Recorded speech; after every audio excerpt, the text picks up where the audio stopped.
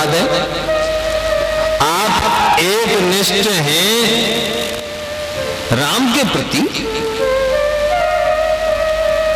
और आप सबसे पहले वंदना कर रहे हैं वंदे वाणी। दुनिया करती है गणेश की वंदना पहले, लेकिन आपने गणेश की वंदना बाद में की। पहले क्या वंदना की? वंदे वाणी। पहले मैं सीता की वंदना करता हूं, राम की वंदना बाद में। पहले मैं राधा की वंदना करता हूं, कृष्ण की वंदना बाद में। पहले मैं वाणी की वंदना करता हूं, गणेश की वंदना बाद में। क्यों भाई क्यों? जरूरत क्या पड़ गई? आप एक निष्ठ हैं श्री राम के लिए। बोले कारण बन गया, मैं रामचरित लिखने जा रहा हूं।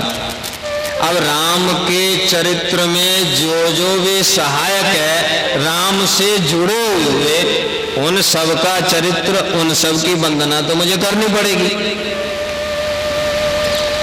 तो बोले सरस्वती राम से कैसे जुड़ी हुई है? तो गोस्वामी जी कहते हैं कि शारद दारु नारी सम स्वामी। सरस्वती क्या है? दारु नारी, लकड़ी की स्त्री। लकड़ी की स्त्री मतलब कठपुतली।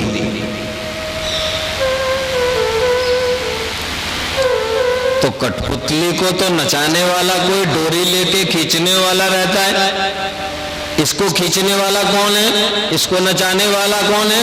बोले शारद दारु नारी सम स्वामी, राम सूत्रधर अंतर्यामी, जिह पर कृपा करें जन जानी, कवि और अजिर नचावे वाली।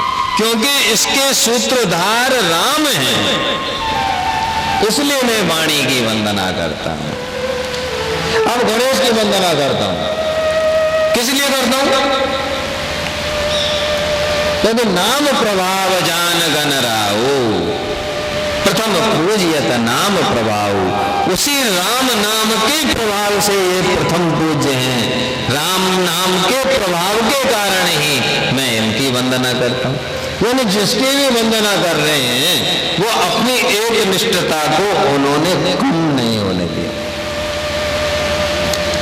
और आगे की वंदना कथा प्रसंग अब कल से निवेदन करेंगे, लेकिन सभी सत्संग प्रेमियों से निवेदन है कि भगवत कथा बड़े भाग्य से मिलती है। जैसे गोस्वामी जी ने शरीर के लिए लिखा कि मनुष्य शरीर किसी शुभ कर्म के द्वारा प्राप्त नहीं किया जा सकता।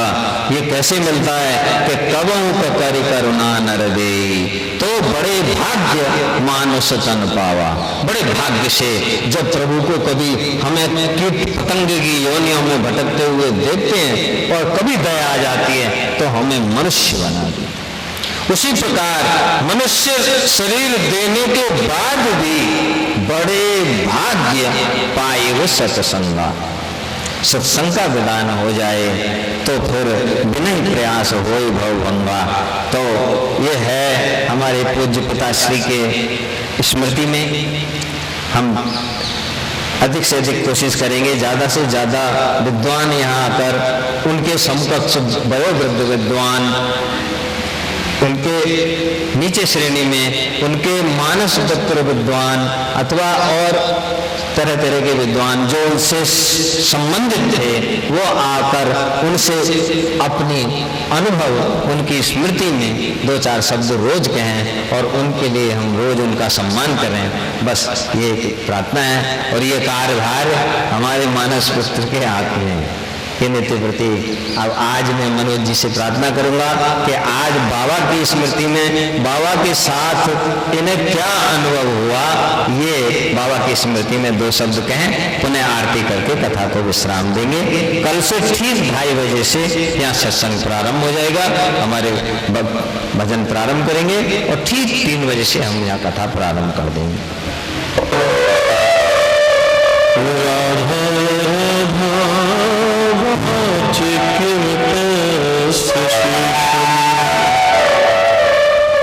भक्ति भक्ति भगवंत गुरु चतुर नाम बपुए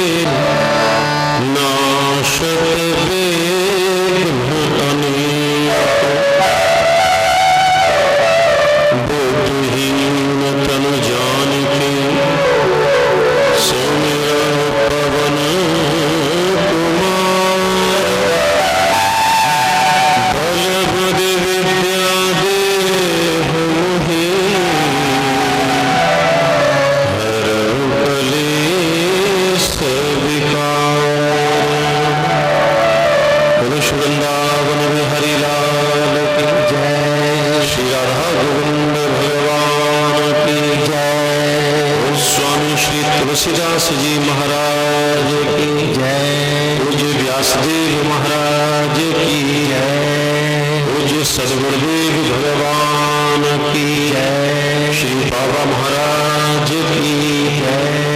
जय जय श्री राम, जय जय श्री राम, जय व्यासपीठ पर बैठकर यदि कथा सुना रहे हैं तो उन्हीं के लाडले प्रकर में हमारे श्री लाइत्रियम जी उत्ता जी का परिवार मेरे बांके बिहारी ने प्रभु श्री हनुमान जी ने निमित्त बनाया है। देखो वैसे भगवान श्री राम में और श्री कृष्ण में कोई अंतर नहीं है। राक्षर राधा बसे मावे माधव नाम, राम नाम में बसा कृष्णस्तु भगवान स्वयं। भगवान श्री कृष्ण परिपूर्णतम अवतार है। लेकिन अब ये बात अगर कोई राम प्रभु श्री रघुनाथ जी के सेवक हो तो उनको तो बड़ा कष्ट देगा।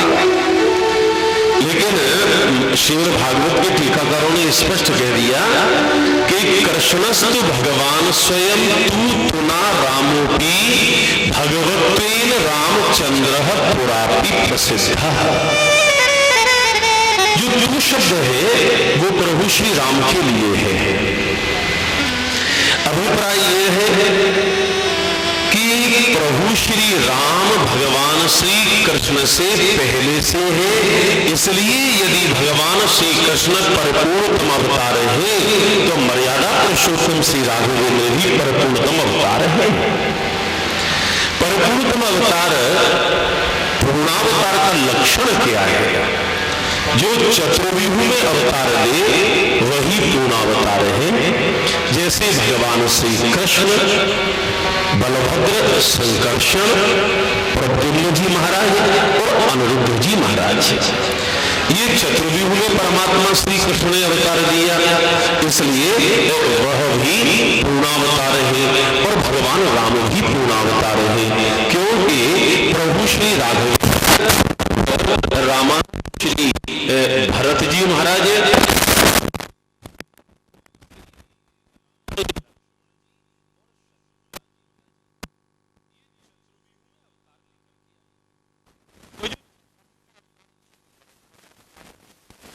और देखो अध्यात्म रामायण में स्पष्ट वर्णन है।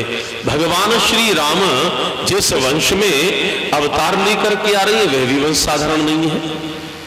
वेद की 3 धाराएं, 3 शाखाएं हैं। एक तो है ज्ञान कांड, एक उपासना कांड और एक है कर्म कांड। दशरथ जी की 3 रानियां कौन है? बोले वेद की 3 शाखाएं हैं। बोले ज्ञान शक्ति कौशल्या सुमित्रोपासनात्मिका और क्रिया सत्य कई के वेदो दशरथो नृपः। तो वेद कौन है? बोले साक्षात श्री दशरथ जी महाराज है और उनकी जो 3 शाखाएं हैं वो कौशल्या, सुमित्रा और कैकेयी महारानी है। तो वैसे तो कोई अंतर है ही नहीं। अभी व्यासपीठ से जो कहा जा रहा था उसमें हमें पूज्य बाबा की झलक आ रही थी बीच बीच में। एक बात आपको निवेदन कर दूं, हमारे इधर के इलाके के जो ब्रजवासी हैं उनका तो क्या कहना, पूज्य बाबा से जो जुड़े हुए और जिन्होंने बाबा को सुना, आज ये सौभाग्य है कि आज हम उसी वंश परंपरा से कथा सुन रहे हैं। और आज जो कथा प्रारंभ हुई है, आज बाबा की पुण्यतिथि भी है तिथि के अनुसार। लेकिन यदि हमसे कोई पूछे तो हम ये कहेंगे कि भाई हमारी न तो इतनी आयु, न इतना हमारा तप, न हमारा इतना सौभाग्य जो हमने जो प्रातस्मरणीय परम वंदनीय गोस्वामी तुलसीदास जी का दर्शन किया हो। ये तो हम लोगों का पुण्य नहीं है। लेकिन एक बात अवश्य है, यदि चलते फिरते गोस्वामी तुलसीदास जी का दर्शन करना हो तो हम कह देते थे पूज्य बाबा का दर्शन कर ले, तो गोस्वामी तुलसीदास जी का दर्शन का पुण्य प्राप्त हो जाता है। वाह। कहने का अभिप्राय यह है कि पूज्य बाबा कहां से कैसे अर्थों को आत्मसात करवा देते थे। मेरा तो सौभाग्य है। वैसे तो अगर मुझसे कहा जाए तो बाबा के ही शब्दों में बोले, सबसे छोटी उम्र का मेरा श्रोता वो है, वो मनोज मोहन है। जिस समय पूज्य बाबा गिरधारी जी के मंदिर में कथा करते थे और उस समय मेरी आयु लगभग 8 वर्ष की रही होगी। तब स्कूल से आने के बाद में मैं गिरधारी जी के मंदिर में बाबा के चरणों में जाकर के बैठता था। लेकिन उसके बाद में अब लगभग 3-3.5 वर्ष के बीच में बाबा के अति निकट, अति सामीप्य और परम पावन सानिध्य का मुझे सौभाग्य प्राप्त हुआ। लेकिन कमाल की बात है, जैसे भी व्यासपीठ से सुना कि हम तो कुछ जानते नहीं हैं, ये बाबा का ही वाक्य है भाई। ये 92 साल का जरठ शरीर, ये तो क्या जानता है। लेकिन बाबा ऐसे ऐसे अर्थों को देते थे। एक बार श्रीनाथ धाम में जब रामकथा का आयोजन था और उसके बाद में बाबा जब एकांत के सत्संग के क्षणों में जब हमको सौभाग्य प्रदान किया करते थे आशीर्वाद का, तो कहते थे, दशरथ पुत्र जन्म सुन काना, मानव ब्रह्मानंद समाना। दशरथ के यहाँ पर प्रभु श्री राघवेंद्र का अवतार हुआ तो कैसा लगा? बोले अधिकांश रामायणी ये कहते हैं कि प्रभु श्री राम का जो अवतार हुआ, एक सन्यासी को ब्रह्मानंद में जो सुख मिलता है वह गृहस्थी को पुत्र सुख में, पुत्र जन्म के सुख में आनंद की प्राप्ति हो जाती है। पर बाबा का ये मत नहीं था। बाबा कहते थे, क्या पुत्र सुख को ब्रह्मानंद की तुलना से जोड़ सकते हो? बोले कदापि नहीं। तो बोले ये चौपाई का अर्थ कैसे होगा? बोले कि दशरथ पुत्र जन्म सुन काना। बाबा की टोन बहुत अच्छी थी। क्या? बोले प्यारे प्रभु प्रेमियों। और जब ये कह करके अपनी बात चालू करते थे तो लगता था कि बाबा हमसे ही अधिक प्रेम करते हैं। ये अपने लोगों को अनुभव होता था। तो दशरथ पुत्र जन्म सुन काना, दशरथ ने जब पुत्र जन्म अपने कानों में सुना कि मेरे घर पर बालक का जन्म हुआ है, तो क्या हुआ? ये तो उनको मालूम था ही कि ये परब्रह्म परमात्मा मेरे घर में अवतार लेकर के पुत्र के रूप में आ रही है। ये सुन करके दशरथ बोले कि दशरथ पुत्र जन्म सुन काना, मानव ब्रह्मानंद समाना। समा गए, इक्वल नहीं, बराबर नहीं, दशरथ उस ब्रह्म सुख में डूब गए। समाना, ये जो भाव है ये और कोई नहीं दे सकता है, ये तो बाबा ही दे सकते हैं। और मैं आपको एक निवेदन कर दूं, मैं बाबा के चरणों में आज उनकी पुण्यतिथि पर प्रणाम करता हुआ मैं ये प्रार्थना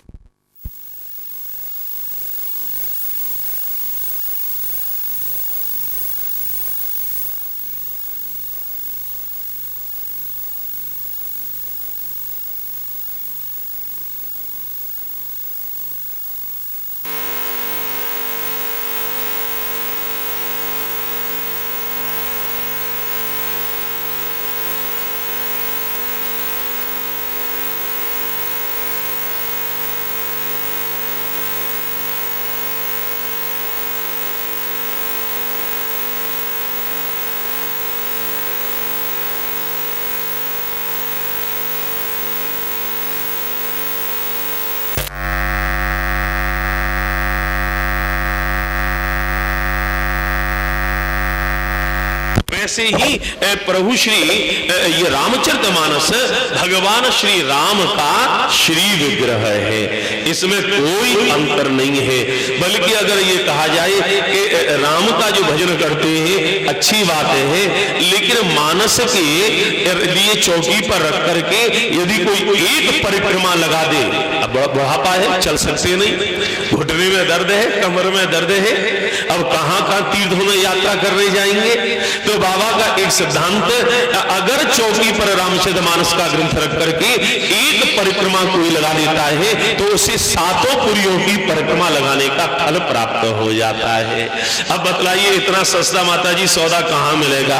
एक रामायण की परिक्रमा लगाओ, न कहीं कोई टिकट बुक कराने की जरूरत, न धर्मशाला और गेस्ट हाउस बुक करवाने की जरूरत, कहां कैसे जाएंगे? मानस की परिक्रमा लगाकर और 7 पुरियों का परिक्रमा का और दर्शन का फल प्राप्त हो जाता है। ये वो रामचरितमानस है, कोई अंतर नहीं है। बाबा के चरणों में ये प्रार्थना करता हूं, क्योंकि एक बात ध्यान रख लेना, बाबा का जो पांच भौतिक शरीर है वह अदृश्य हुआ है। बाबा की जो रामायणी आध्यात्मिक वपु है वो हम लोगों के बीच में है, इसमें कोई संदेह नहीं है, ऐसा मानना चाहिए। कई बार मैं आपको बतलाऊं, ऐसे ऐसे विद्वानों बाबा के पास में कोई लेने वाला चाहिए, बताने के लिए तैयार रहते थे। ऐसा व्यक्तित्व जो है वो बाबा का, मैं उनके चरणों में आज प्रणाम करता हूं।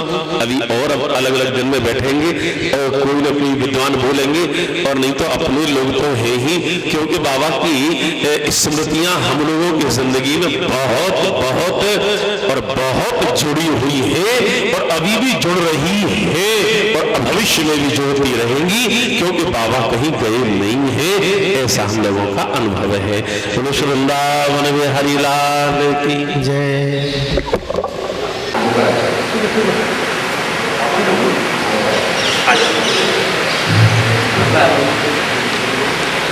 जब बाबा जो है 94 साल की उम्र कथा कर सके तो उनके जो भगत है वो